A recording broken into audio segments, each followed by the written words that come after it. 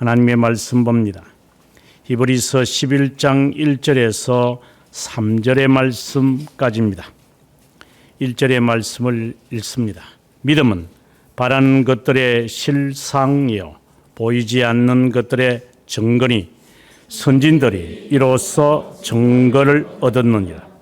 믿음으로 모든 세계가 하나님의 말씀으로 지어진 줄을 우리가 아나니 보이는 것은 나타난 것으로 말미암아 된 것이 아니니라. 아멘. 칼빈 선생이 그 믿음에 관한 설명을 기독교 강요 3권 2장에서 할 때에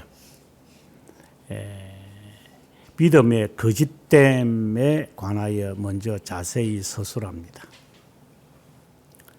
그 믿음을 어떤 개념으로 사람들이 가지고 있느냐라는 겁니다. 믿음이 겨자씨에 하나를 만하면은 이 산을 명하여 바다에 빠뜨릴 수 있다.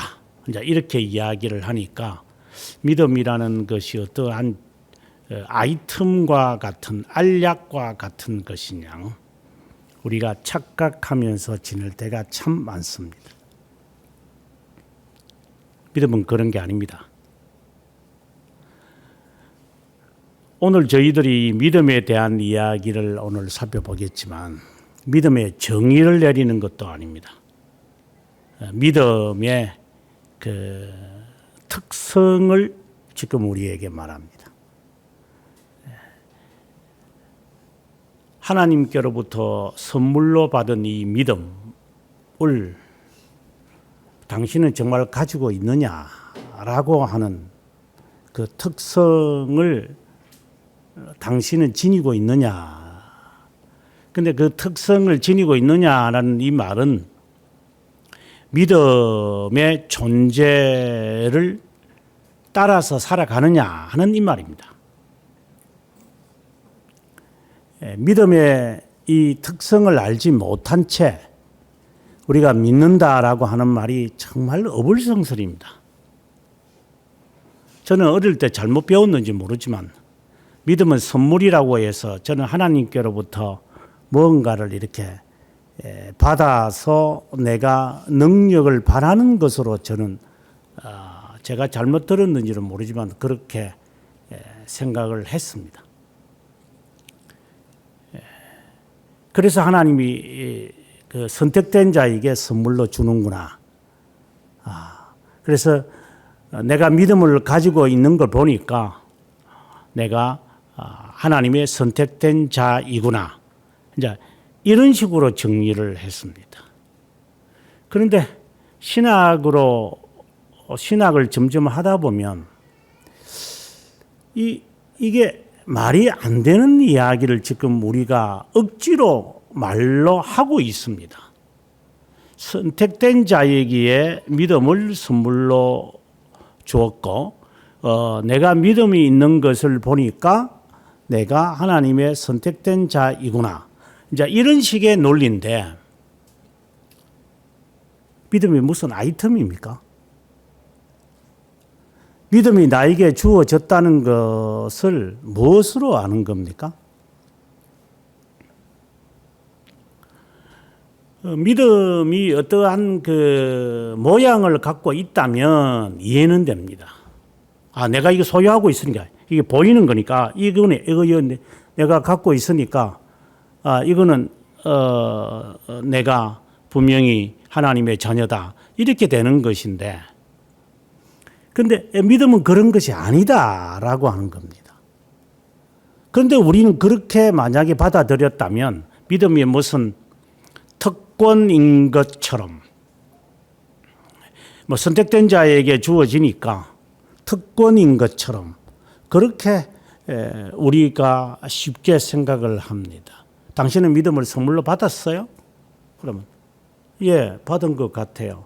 제가 교회를 나오는 거 보고 내가 이렇게 하나님 말씀에 대하여 궁금해 하니까 내가 믿음이 있는 것 같아요. 이제 이런 식의 이제 논리를 전개해 갑니다. 정말 정말 말도 안 되는 이야기를 우리는 전개해 갑니다. 만약에 여러분들이 그런 식으로 믿음을 정리하고 있다면 여러분은 지금까지 신앙생활을 헛했습니다.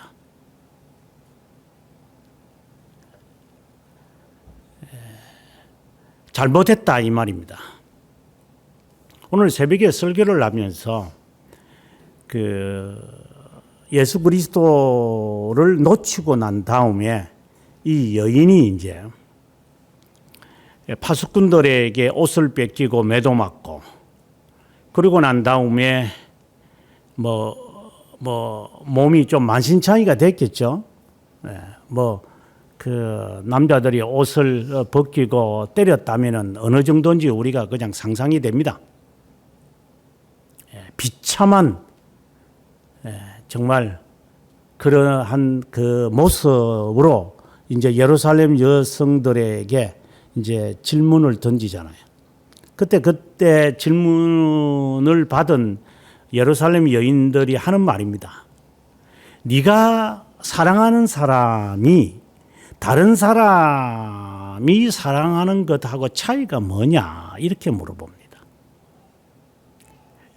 네가 사랑하는 사람이 다른 사람이 사랑하는 것보다 나은 것이 있느냐 물어봅니다. 근데 이 여인은 이제 그때 충격을 받죠. 이제 내일부터 다시 이제 말씀이 설명이 되겠습니다만은 내가 지금 믿음이 있는다는 이 믿음과 일반인들에서 가지고 있는 그 의지적 믿음이라고 할까요? 지식적 믿음이라고 할까요? 이러한 것과 이거 헷갈리는 거 아닌가요? 우리가 이 믿음에 대한 이 특성 또는 특성과 그리고 성격을 우리가 명확히 하지 않으면 믿음의 결과나 믿음의 결실이나 믿음의 증거는 없습니다. 우리도 알지 못하는 사이에 이 믿음이 이념적으로 받아들이기가 쉽기 때문입니다. 그래서 로만 가톨릭은 동의라고 합니다. 예, 주님이 계시죠? 믿습니다. 아멘. 당신이 느끼지 않아도 됩니다. 당신은 이대로 저와 함께 기도하십시오. 그러면 따라 기도했으니까 주님이 당신과 함께 합니다. 요 따위식으로 죽을 사자 영리를 우리들에게 한국교회가 CCC를 통해서 이렇게 퍼뜨려져 있습니다. 병균을 퍼뜨린 거죠. 믿음이 그렇게 쉽게 그렇게 들어가는 것처럼 한국교회는 수십 년 동안 노략질을 당했습니다.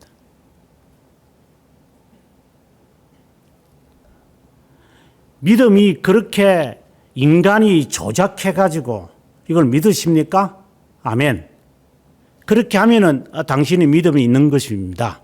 이런 식으로 우리는 주로 해옵니다. 물론 이제 그 돌아가시는 분에게 우리가 예수 그리스도를 주님으로 영접합니까? 이렇게 우리가 물어보고 예 하면 세례를 준다. 저도 세례를 주라고 했습니다만은 또 세례 줘야 합니다. 왜? 더 이상 기회가 없으니까 그 말에 대한 증거가 더 이상 있을 수 없으니까 우리가 그 말을 듣고 바로 세례를 줍니다. 그 경우하고 일상적으로 지금 살아가는 이 우리의 삶 속에서 예수 그리스도는 나의 주님입니다. 저는 죄인임을 믿습니다. 이렇게 해서 믿음이 당신 안에 들어가 있다. 이런 사기꾼들이 어디 있습니까?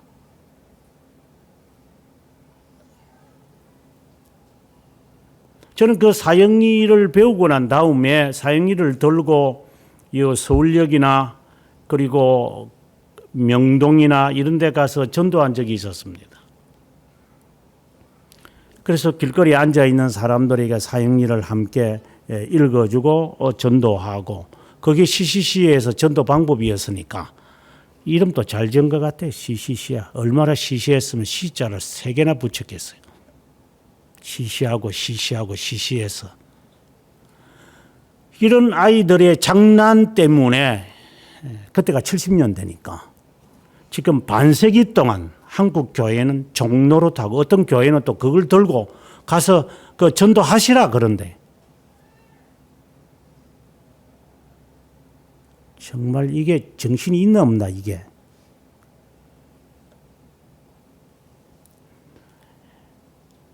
어디 그런 사기꾼들이 앞에 서서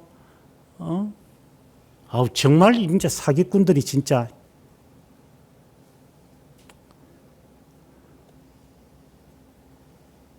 여러분이 다녔던 교회들이 다 그럴 거예요.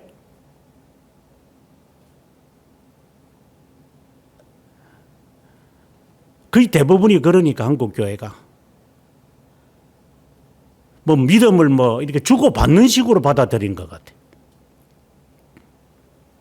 믿음에 대한 이야기를 뭐 다 이 짧은 시간에 다 말할 수는 없지만 칼빈 선생이 44망까지 자세하게 믿음의 전반부를 다 설명을 합니다. 그래서 어리석음을 이야기하고 잘못된 믿음을 이야기하고 이제 믿음에 대한 이제 정의를 내리면서 이제 마무리에 가서 히브리서 오늘 우리가 읽었던 히브리서 11장을 이야기하면서 41항에서 마지막 44망까지 이제 믿음과 소망의 관계를 이야기함으로 믿음에 관한 이야기를 종결짓습니다. 믿음은 결국은 소망과 관련되어 있다는 것을 이제 우리들에게 시사하는 거죠. 오늘 본문이 바로 그 부분에 그 위치에 있는 겁니다. 그래서 믿음에 대한 하나의 결론이죠. 뭐 정의를 내리는 게 아니라. 그러면 어제 우리가 공부를 하면서 제가 10장을 제가 본문을 제가 화면을 띄워서 여러분들을 읽어드렸지만 구약에 있는 성도들이 제사를 드리는 것이 죄 속죄에 있는 것이 아니다. 성경이 분명하게 제시한다. 그래서 칼빈 선생도 이권 7장 16항에서 이 이야기를 합니다. 제사는 죄의 속죄에 있는 것이 아니라 죄에 대한 고백에 있는 것이다. 이 이야기를 합니다. 근데 그것을 그냥 히브리서 10장에 있는 이 말씀 3절 특별히 3절과 4절에 있는 말씀을 이제 요약해서 한마디로 딱 정리해 버린 것이죠. 10장에서 지금 히브리서 10장에서 앞에 5장부터 시작을 해서 이제 구약의 예법, 의식, 제사법 이 이야기를 5장, 6장, 7장, 8장, 9장, 10장에 쭉 이야기를 하고 이제 11장의 결론을 이제 내리게 되어지는데 5장부터 되어진 이 10장까지 이르는 이 구약에 있는 이 사람들, 제사를 드리면서 살았던 사람들이 제사를 드리면서 죄 용서를 받으려고 했다는 것이 아니라 죄 용서 받았다고 생각을 한 것이 아니다 이 말입니다. 또 다른 말로 한다면 내가 믿음을 가졌다고 생각을 한 것이 아니다 이 말입니다. 다시 말합니다. 내가 죄 용서를 받았다고 생각하는 것도 아니고 믿음을 가졌다고 생각하지도 않습니다.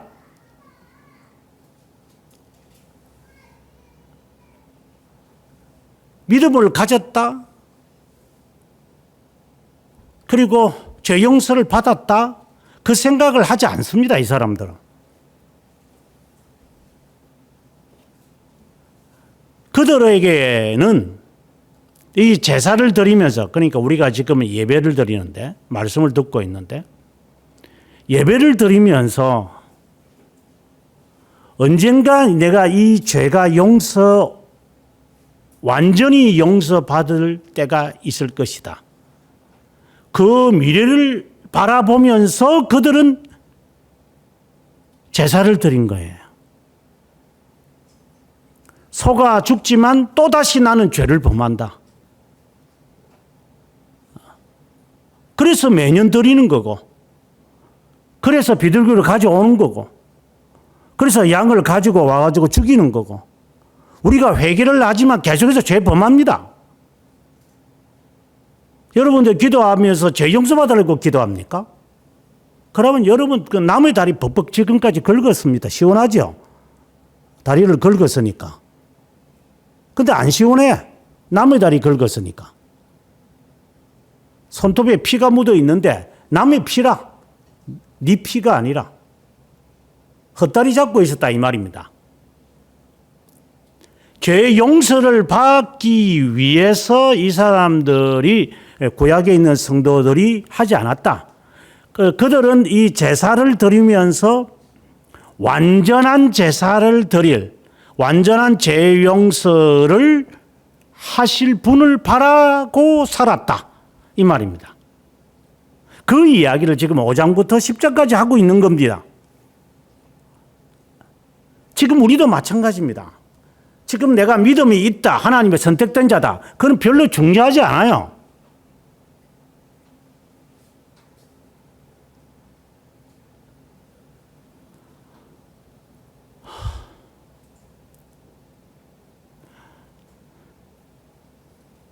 이게 진짜 꼴값 드는 것들이 하도 많아서 진짜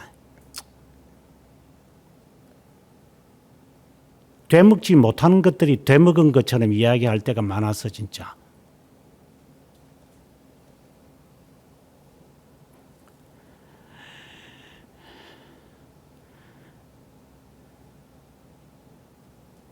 내가 무엇이 된 사람으로 나는 이제 하나님의 나라 당당하게 되어진 것처럼, 믿음을 가진 것처럼, 이런 착각 속에 우리는 빠집니다. 구약에 있는 성도들이 그렇게 살지 않았다는 것을 지금 6장을 걸쳐서 자세하게 설명합니다. 지금 우리가 이 예배를 드리는 것이 정말 꼴불견들이 지금 한두 개가 아닌데, 내가 다녔잖아, 이런 말들을 제가 곧잘 하는데, 52주 가운데서 51주 뭐 다녔으면 됐지, 뭐 한 번 정도 뭐 하는 거 뭐 요딴 식으로 이야기들을 합니다. 그럼 뭐라고 해야 됩니까? 360을 먹었으면 하루는 먹지 마라. 여러분 안 먹은 적이 있어요? 잠 실컷 잤으니까 이제 내일 안 자도 되잖아. 근데 왜 잠을 자? 그거는 그리 잘하면서 이거는 왜 안 하지 그러면? 이상한 종족들 같아요. 저는 보면. 네? 믿음이라는 것을 어떠한 건 내가 소유했기 때문에, 하나님의 선택자인 자이기 때문에 이 정도 해도 나는 괜찮아, 이 정도 해도 나는 뭐 넉넉하게 천국 가고도 남을 거야, 이런 생각과 착각과 이 환각 속에서 살아가는 것 같아요.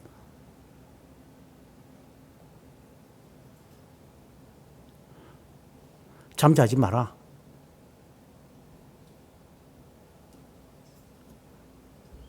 (364일) 동안 잠잤으니까 하루 안 자도 되잖아. 그거는 꼬박꼬박 잠자야 되나? 그러면 아침에 왜 그렇게 열심히 먹으려고 그러는데? 저녁에 살 안 찌려고 왜 과일 하나 먹고 자는데? 그래서 나중에 병 걸리려고? 안 먹으면 안 되나? 배고파 죽는데요 또. 참. 근데 부활신앙도 확실하게 가지고 있네. 배고파 죽겠대요. 잠이 와서 죽겠대요. 힘들어 죽겠대요. 입에 발려있는 인간들.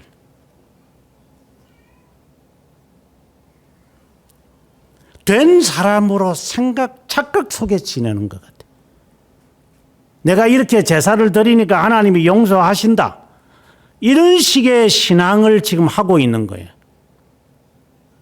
그러니까 자기가 자기 스스로가 만족하면서 살아가는 거예요. 아주 이기적이죠.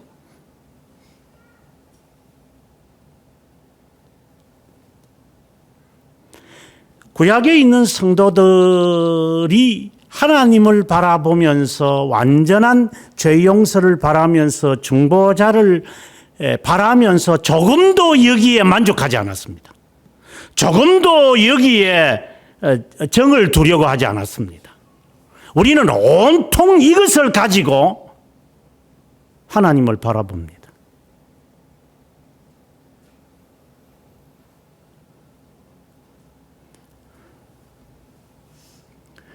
구약에 있는 성도들의 그 삶 자체가 제가 말하는 것은 이제 성경도 말하는 거지만 바른 신앙을 가지며 살아가는 사람들은 항상 미래에 가야 할 고향이 있다는 것을 생각을 하면서 살았습니다. 여기에서 천년만년 안 삽니다. 못 삽니다. 내가 떠나갈 고야, 여기 떠나갈 타향이라고 하면서 나는 삽니다. 여기에.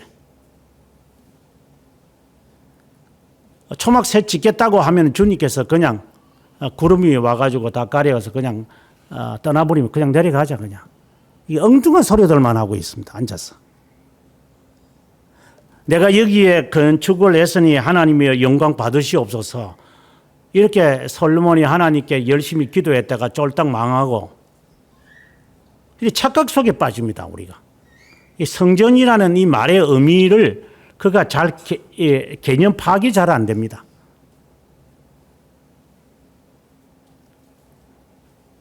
믿음을 가지고 있다고 생각도 하지도 않았고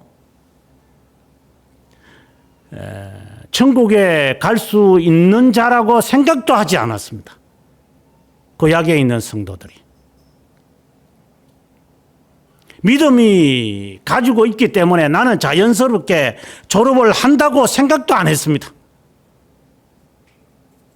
네덜란드에서 학위를 받고 오는 후배도 있고, 선배 교수들을 이렇게 이야기하다 보면 저는 깜짝 놀라는 게 있습니다.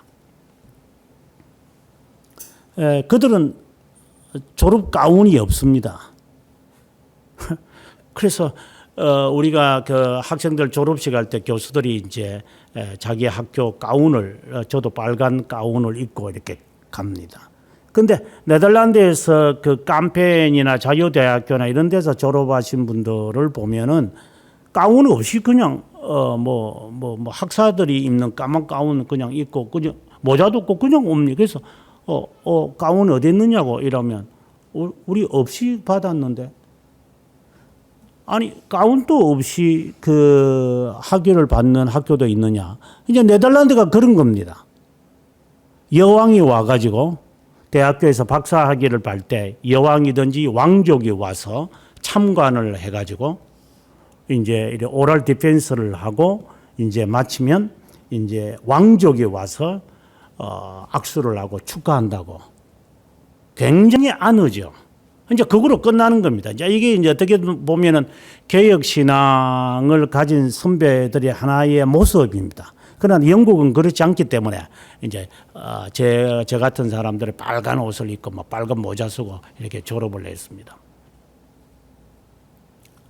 개혁 신앙을 가진 사람들은 그런 가운도 필요 없고 그것을 왕족에 앉아서 이렇게 참관을 하고 저 사람에게 이 학교가 학위를 주는구나.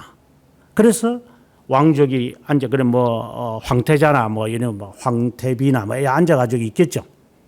왕이 오늘 때도 있고 시간이 있으면 그것은 그들이 의무라고 그들은 생각을 해서 이제 악수를 하고 학위를 그에게 줍니다. 하면서 이제 이런 정서를 주고 이제 마무리를 합니다. 근데 이해가 안 되죠. 왜 저 사람들은 저렇게 하는 것인가? 온 나라가 그렇지 않는데, 온 세상이 그렇지 않는데, 그들은 그냥 합니다. 100년 이상을 그들은 그렇게 하면서 학위를 주곤 합니다. 뭘 가졌다라는 의식을 가지고 행사하는 형식을 갖추는 나라하고는 성격이 다르다 이 말입니다. 아마 그들이 가지고 있는 어떠한 정신이 있는 것 같아요. 바로 그것이 제가 지금 말하고자 하는 믿음을 가진 채, 된 채, 이런 생각이 아니라 삶 자체가 믿음의 삶이고 삶 자체가 하나님의 나라를 바라보는 삶 자체예요.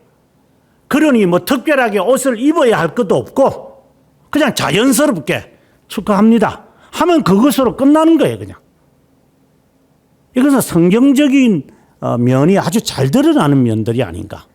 그래서 제가 가끔씩 여러분들이 그런 말을 하지만 부모님 생일이 어떻다 저떻다 애의 생일이 어떻다 저떻다 이러면서 그게 큰 대수처럼 이래.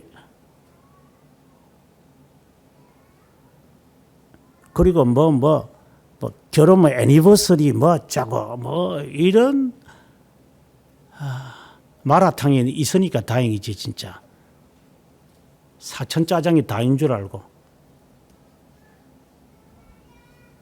이 머릿속에 차 있는 거는 그거밖에 없어. 배에 차 있는 게 그것인 것처럼. 그걸 무시하라는 게 아니라 그것은 부속물로 들여오는 거지. 그게 그렇게 주객이 전도될 정도가 아니다 이 말입니다.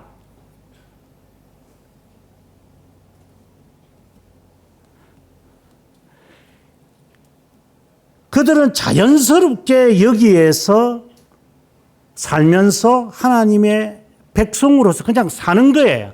이게 특별한 이유를 가진 게 아니에요. 그냥 사는 거예요. 근데 우리는 그렇게 안 돼 있다 이 말입니다. 이게 제가 볼 때의 한심하다라는 말입니다. 삶 자체의 구조와 형태와 질이 그냥 믿음을 가진 사람들의 삶 자체예요. 그냥 그 이상한 거 아니에요. 그거. 어떻게 그런 신앙생활을 하겠냐? 아우 진짜 그 피곤해서 그거 틀린 거예요. 그게.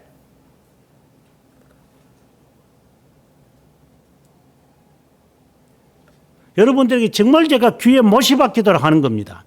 이 날이 너 날이냐? 네가 마음대로 하냐?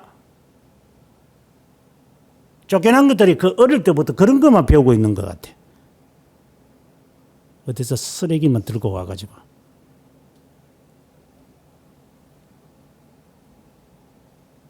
나중에 대가 다 치를 거야. 하나님의 자녀라면 하나님의 대가를 치르게 할 거고 아니면은 그 대가 치를 것도 뭐 있어. 그냥 지옥에서 다 치를 거니까. 그럼 그때 가서 받아. 하나님의 자녀답게 살아.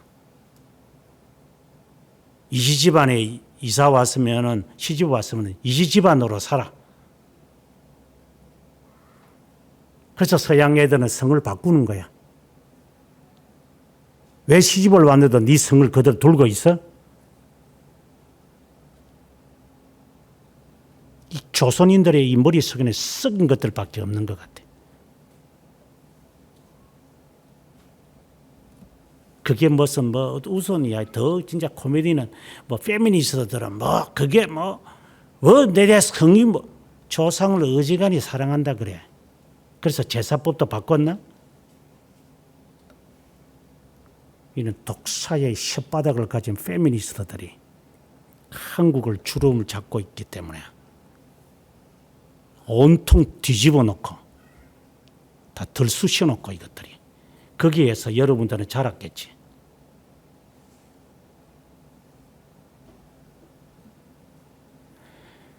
삶 자체가 믿음이 있다 없다 이런 조차도 하지 않고 그냥 삶이 믿음의 삶이에요. 그냥 그게 예수님을 믿기로 내가 이렇게 결심을 했다면 그 삶 자체가 그런 거예요. 그냥 다 내가 예수 믿기 전에 우리가 흔히 이거는 우리의 입장에서 하는 말이지만 내가 예수 믿기 전에 했던 거 모든 거 다 청산하고 시작하는 거예요. 그거 들고 다니지 않아요. 그런 거. 내가 전에 만났던 친구들 다 안 만나는 거고 이제 만나야 할 이유도 없고 취미생활도 할 필요도 없는 거고 그때 입고 다녔던 그 옷들 다 쓰레기통 다 버리는 거고 이건 뭐 형식일 수도 있겠지만 그 정도의 삶 자체가 컨버터가 돼버린다. 바꾸어져 버린 거예요. 220볼트가 110볼트가 되는 것처럼. 근데 그게 안 되는 거예요, 지금 이게. 그러면서도 믿음이 있대. 그러면서도 신앙이 있대. 그러면서도 하나님의 자녀래. 이 사기꾼들이. 자녀를 키우는 거는 꼭 세상에서 가르치는 거하고 똑같이 키우면서도 신자래.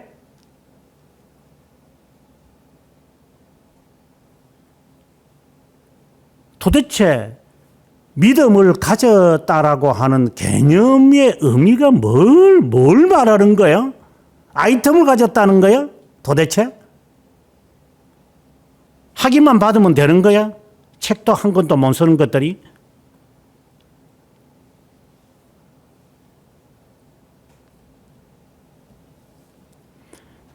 구약에 있는 성도들이 제사를 드리면서 죄 용서 받아야 되겠다. 제사를 드렸으니까 나는 내 할 일을 다 했다. 이런 식으로 살지 않았다.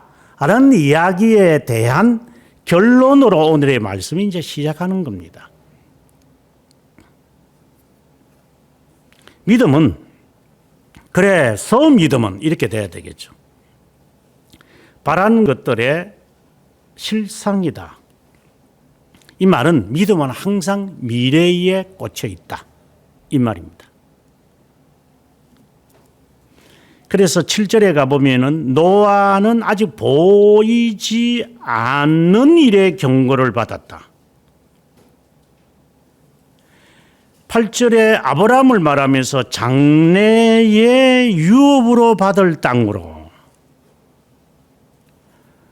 그리고 13절에 가보면은 이 사람들은 족장들을 말하는데 믿음을 따라 죽었고 약속을 받지 못하였어도 멀리서 바라보며 환영하며 외국인과 나그네처럼 그들은 살았다. 20절에 가서 이삭도 장차 있을 일에 대하여 야곱과 에서에게 복을 내렸다. 26절에 가서 그들은 그리스도를 위하여, 아니 모세까지 이야기하고 난 다음에 갑자기 그리스도를 언급을 하면서 그리스도를 위해 받는 수모를 애굽의 모든 보화보다 더 큰 재물로 여겼고 상주심을 받았다. 이들이 미래를 바라봤다는 게 결국 그리스도를 바라보며 살았다. 제사를 드리면서 족장으로 살면서 이 사람들은 여러 수모를 당하며 40년 동안 화려한 삶을 청산하고 40년 동안 광야에서 고향을 떠나 살아가는 사람의 마음속에는 그리스도를 바라보며 살았다 이 말입니다.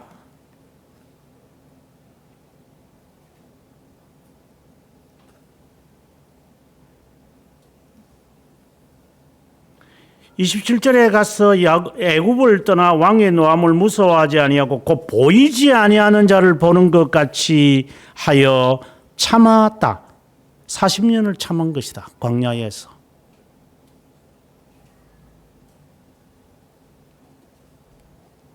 이분들은 다 그렇게 살아갔다. 그들은 믿음을 소유한 자로서 살아간 거다. 그게 뭐 이것이 믿음이다 이렇게 말을 안 해도 그들은 앞으로 오셔서 심판하시고 앞으로 오실 그 메시아를 바라보면서 그들의 삶을 다 그렇게 살아간 거다. 내가 공부를 하는 것도, 내가 돈을 버는 것도, 내가 결혼을 하는 이유도 다 그리스도를 위한 것이다. 이건 자연스러운 거예요. 근데 우리는 이게 자연스럽지 않아.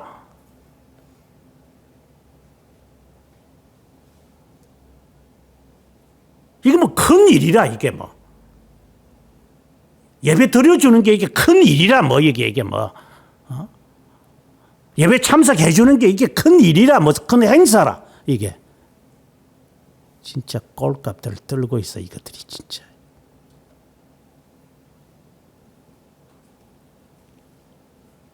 삶과는 전혀 상관이 없어. 그러니까 아파트를 사서 내가 좀 살아야 되니까 천국 나중에 갈게요. 이런 책이 나올 정도니까. 장가가고 시집가고 소도 사야 하고 소도 먹여야 하고 이 일이 더 바빠. 나는 이 일을 위해서 사는 거니까. 그러니까 이게 믿음과 삶이 우리가 흔히 말하는 믿음과 삶이 전혀 이게 어울리지 않아요. 그래서 6일 동안에 뭐 지 하고 싶은 대로 우리 흔히 하는 대로 지 꼴대로 살다가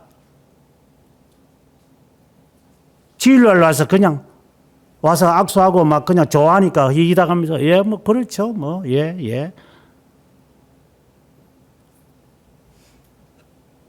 이런 껍데기들이 여러분들이 지금까지 신앙생활을 했던 교회에서 보지 않았습니까?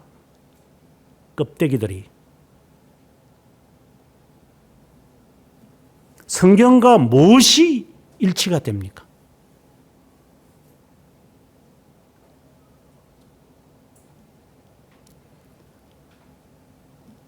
믿음은 보는 것과 보이지 않는 것과 미래에 대한 것을 항상 지니고 있다. 그래서 1절에서 하는 말이 바라는 것과 보이지 않는 것이다. 이것을 통해서 당신이 믿음이 있다는 것을 비로소 깨닫는다. 하나님이 지시하는 곳으로 가라. 어디요? 가라. 어디? 가라.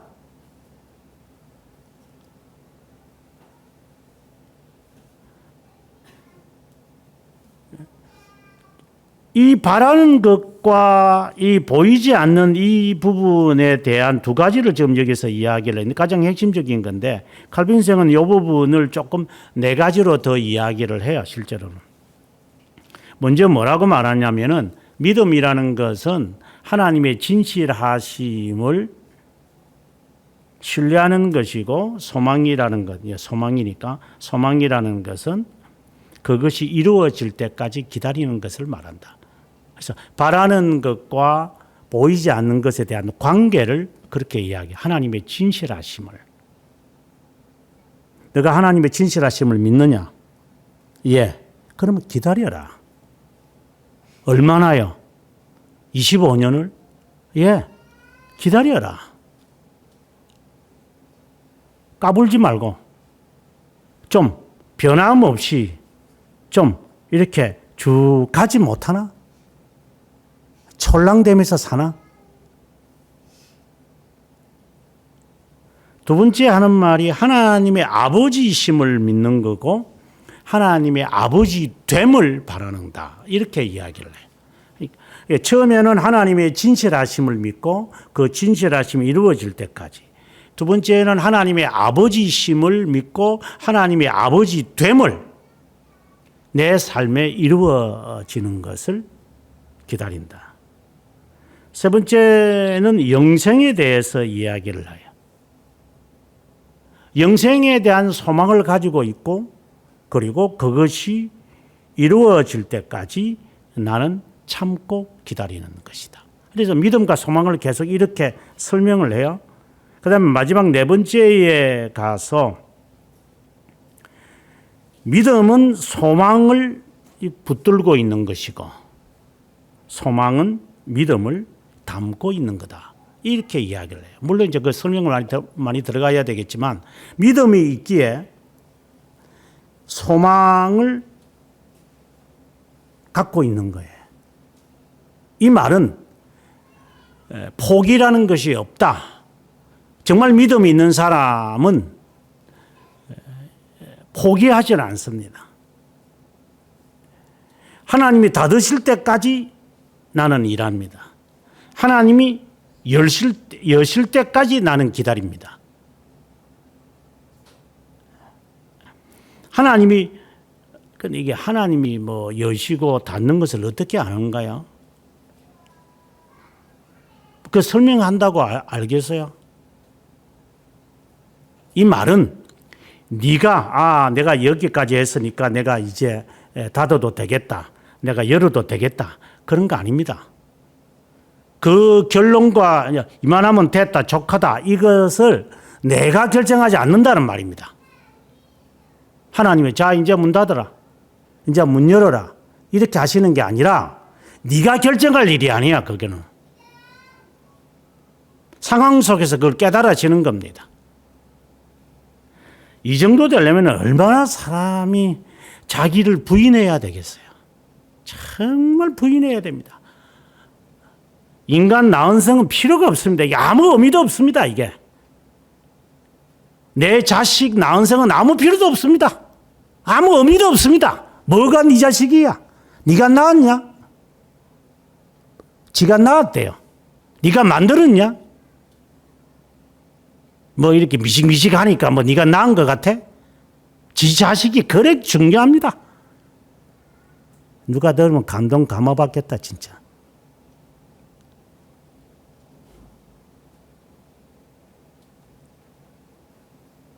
제발 좀 꼴값 좀 떨지 마.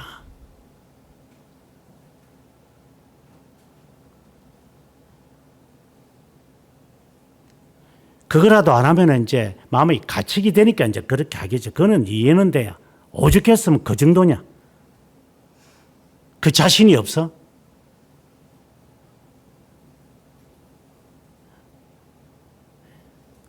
부모나 자녀를 바라보면서 그렇게 말할 자신도 없지, 이제는.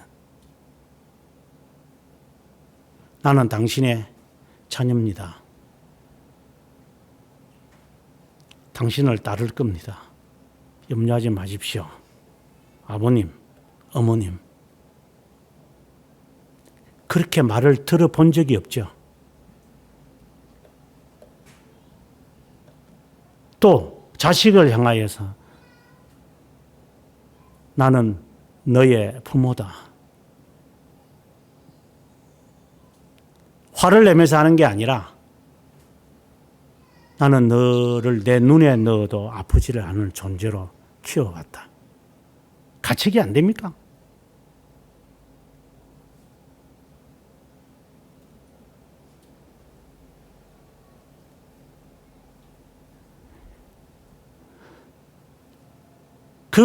그러한 인간관계에서 우리가 이렇게 어설프게 허술하게 살아놓고 이제는 좀 가책이 되나? 그래서 뭐 할머니 만나러 갑니다. 그런 이야기를 하나? 제 마음속에 생각합니다. 아이고, 네가 얼마나 지스들을 많이 했으면 그 이름을 내걸고 이제는 찾아가서 인사하냐? 그 정도로 그 사람이 그걸 기대할 정도냐? 안 해도 돼. 항상 너는 내 마음속에 있어. 네가 얼마나 나를 생각하는지 알아. 그 정도도 없어. 상대방도 그렇고 나도 그렇고 똑같은 것들이고.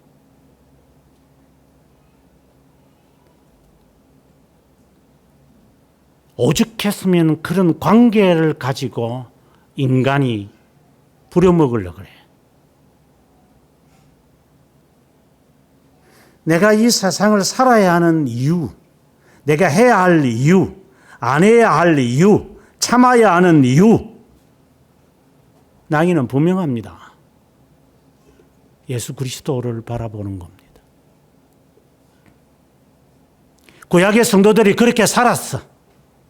그래서 나도 그렇게 사는 거예요. 거기에는 이유가 없어요. 스스로의 양심에게 물으십시오. 당신은 그리스도를 위해서 살고 있는지. 그리스도 때문에, 여기서 때문이라는 것은 because를 말하는 게 아니라 for the sake of Christ. 이런 개념은 다릅니다. 그리스도를 위해서 내가 이것도 하고 저것도 한다. 이 개념을 가지십시오. 인간관계를 갖고 말하지 말고, 물론 그것도 안 하는 자들이 워낙 많으니까 그 정도 해도 측은하게 느낄 정도니까.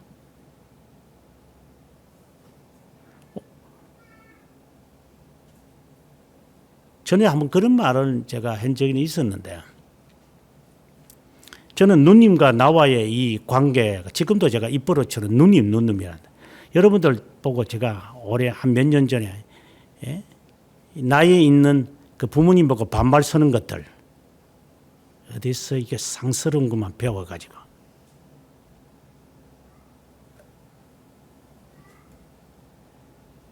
나이 많은 형제에게 반말을 서고 있고 이게 어디 쌍놈 짓을 하고 있고 아직도 안 고치지. 당신은 그 버릇으로 사는 거야. 그래서 그 버릇으로 당신은 그렇게 살아갈 거야. 그것도 못 고치지. 안 고치지지.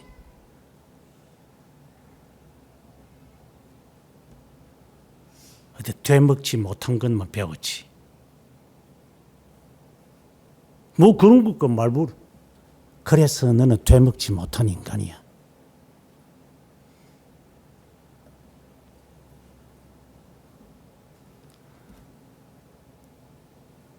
이 조그마한 어릴 때부터 왜 언니나 오빠한테 존댓말을 못 씁니까? 자연히 너는 오빠한테 존댓말을 쓰는가? 존댓말을 쓰든가? 배워먹지 못한 게.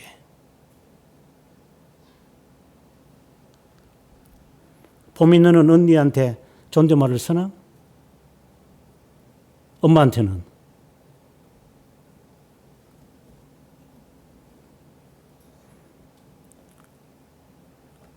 그것은 그냥 자연스러운 거 아니에요? 그거 가르쳐 줘야 돼요? 믿음에 대해서 그렇게 이야기를 하면 그 믿음의 삶에 대해서는 자연스러운 거 아니에요? 그걸 꼭 이렇게 가르쳐 줘야 되는 거예요?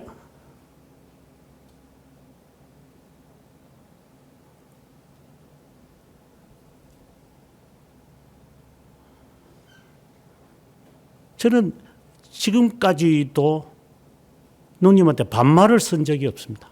초등학교 때부터.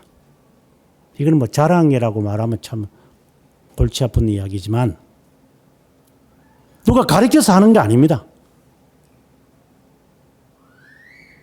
어머님이 아버님한테 하는 것을 보고 또 누님이 부모님에게 하는 것을 보니 자연스럽게 그냥 자발적으로 하는 거죠. 그걸 누가 가르쳐서 하는 겁니까? 그 자연스러운 거 아닙니까?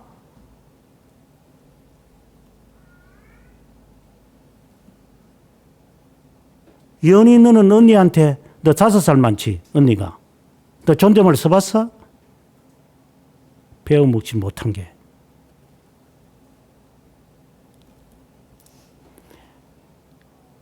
존댓말로 쓰라는 게 아니라 그 정도로 우리는 이 의식이 없이 산다 이 말을 제가 하는 겁니다.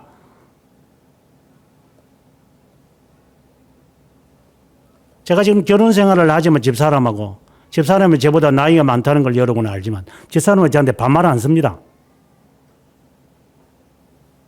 부부끼리 반말을 짹짹하고 있어 이것들이. 어디서 대먹지 못한 게 돼.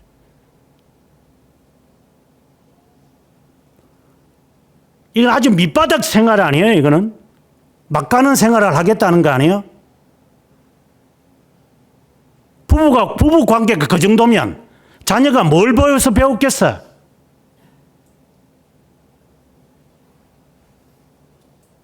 위계 질서를 세울 수 있겠어? 그러면 그것이 이제 확대돼서 교회까지 오고 사회까지 가고 그리고 여러 상황 속에서 관계에서 그것이 안 드러날 것 같아요? 그 버리장머리가 그 따인데.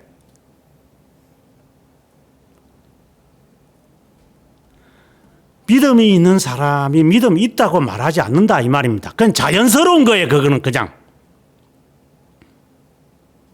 하나님의 말씀을 따라 살아가는 게 자연스럽고 이 삶 자체는 나그네인 것이고 이것을 위해서 나는 사는 게 아니라 이것으로 만족을 누리는 게 아니라 하늘나라를 바라보면서 살아가는 것이 그런 자연스러운 겁니다. 내가 이렇게 했으니까 내가 내 의무를 다했다고 그렇게 하지도 않습니다. 하나님의 자녀로서는 그렇게 안 되는 자기 자신을 꾸짖으면서 자기를 훈련시킬 겁니다. 그래서 다 쓰레기통 다 버리는 겁니다. 이 못된 버리장머리들 여전히 버리장머리를 갖고 있어요. 이중인격자들, 야누스들. 믿음이 있는 사람들은 적어도 이렇게 살아간 것을 지금 우리들에게 아벨부터 시작을 해서 쭉 설명을 합니다. 우리한테 해당되는 게 없습니다. 우리한테. 어느 하나가 여러분 우리 자신에게 해당되겠습니까?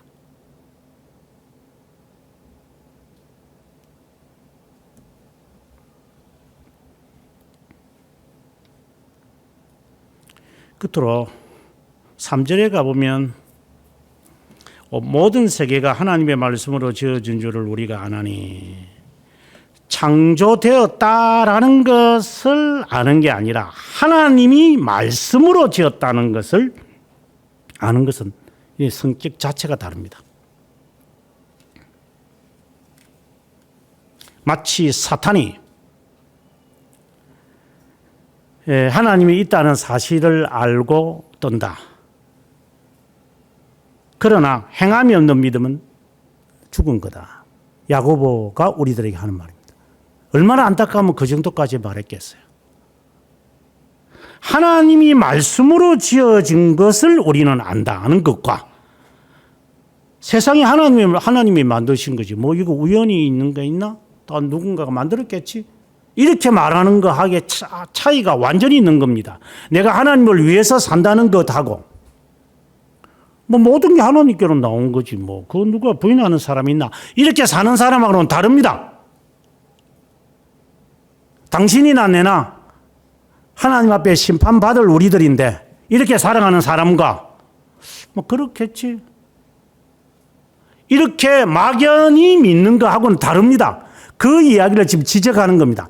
하나님이 말씀으로 세상을 지으신 것을 우리가 알기에 보이지 않는 것을 우리가 신뢰하게 되어졌기에 보이는 것도 자연스럽게 믿는 거다. 이렇게 고백이 되어지는 겁니다. 하나님이 만드신 겁니다. 하나님이 나의 아버지입니다. 자연스럽게 나의 고향은 하늘나라입니다. 이게 누가 가르쳐서 되는 것도 아닙니다. 하나님이 나에게 믿음을 선물로 허락하셨다면 믿음에 대한 정의를 지금 말하지 않았기 때문에 좀 설명이 많이 들어가야 될 필요가 있으나 나는 이제 하나님에게 끌립니다. 그래서 하나하나 제가 청산하겠습니다. 하나님. 이것도 저것도.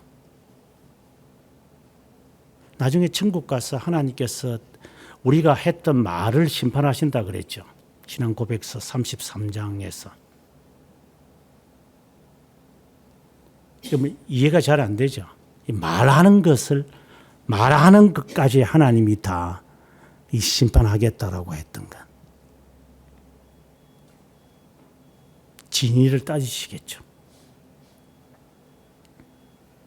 태도까지 보신다 그랬어요. 태도. 자세, 제스처까지. 이것이 두렵다면 우리는 조심하는 겁니다. 이거는 자연스러운 겁니다. 무의식해서 내가 실수했다가 아니라 항상 그렇게 사는 게 그 이유가 없습니다. 그래서 핍박을 받는 사람들이 당시에 태어나면서부터 핍박받았고 죽을 때까지 핍박받고 아이들이 뭐 지금은 이렇게 하지만 뭐 특별한 경우입니다만은 특별한 경우라 말할 수도 없지만 위건어들이 이게 자녀들 학교를 보냈겠습니까? 관공 관공서에 있는 학교를 보내면 이들이 때리고 어떤 때는 죽이기도 하니 그래서 그들이 사학을 만든 겁니다. 프라이빗 스쿨을 만든 겁니다. 우리가 가르치면.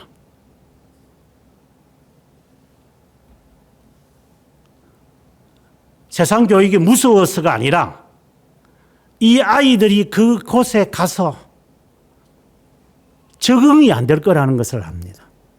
그래서 프라이빗 스쿨을 만들어서 여기에서 아이들을 가르쳐야 되겠다. 이래가지고 프라이빗 스쿨들이 이제 역사 속에서 만들어지는 겁니다. 위그노들이나 이런 개혁신앙인들이 만들기 시작한 겁니다. 퍼블릭 스쿨을 못 다니니까 나온 사람들이 마치 선교사들이 자기들끼리 이렇게 선교지에서 아이들을 이렇게 영어도 가르치고 수학도 가르치고 물리도 가르치고 사회를 가르치면서 해내려가는 그러한 것이 바로 프라이빗 스쿨처럼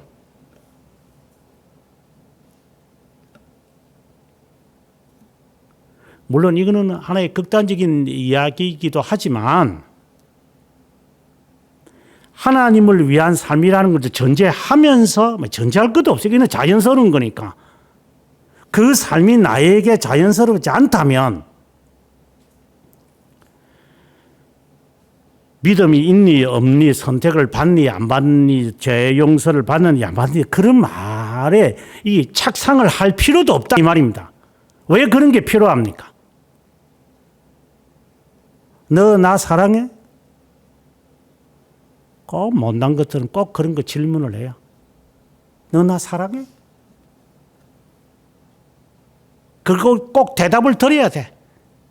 아우, 그 진짜 쳐잡아서 못 살겠어, 진짜. 어디 연습공 어디 실컷 쳐다봤는지, 진짜. 삶 자체가 사랑의 삶을 바라보면서 우리가 살아가는 거 아니에요?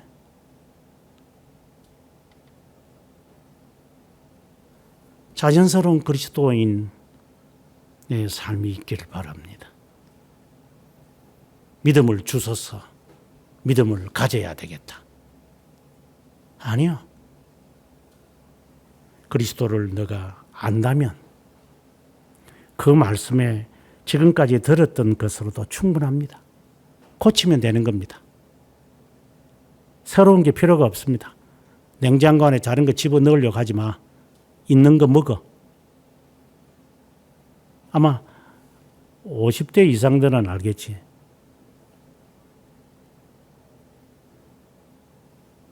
결혼하기 전까지 저희 집에 다 그때 당시는 그랬지만 냉장고 없이 살았습니다. 그냥 밥 그날 오늘 먹고 그냥 지내는 겁니다. 이래 싱크 위에 싱크대 위에 이런 찬장과 같은 이런 게 없습니다. 그냥 연탄불 하나 갖고 다 삽니다. 요따위처럼 요새처럼 요렇게 사는 것들을 보면 이것들이 간땡이들이 부었어요. 이것들이.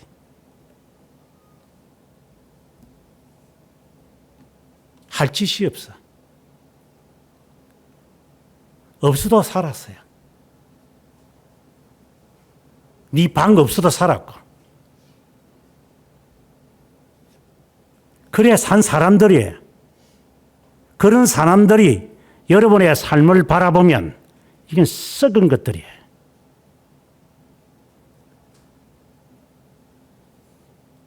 편해서 어쩔 줄을 모른다 이 말입니다.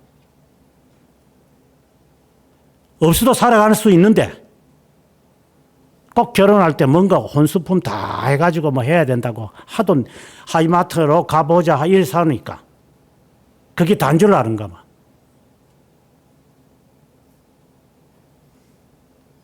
제발 이 머릿속에 썩은 것들이 있는 이 세속적인 것 얼마나 뽑아내야 되는지 스스로가 양심에 한번 물어보십시오. 나는 자연스럽게 그리스도인으로 살고 있는가?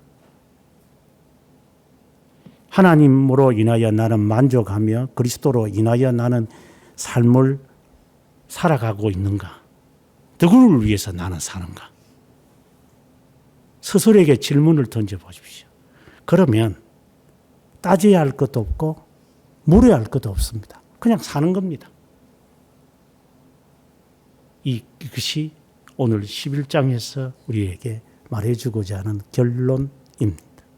거룩하신 하나님 아버지, 오른쪽으로 보면 이 문제가 쌓여 있고 돌이켜보면 저 문제가 산적해 있고 조금만 지나가면 또다시 새로운 문제들이 우리를 기다리고 있습니다.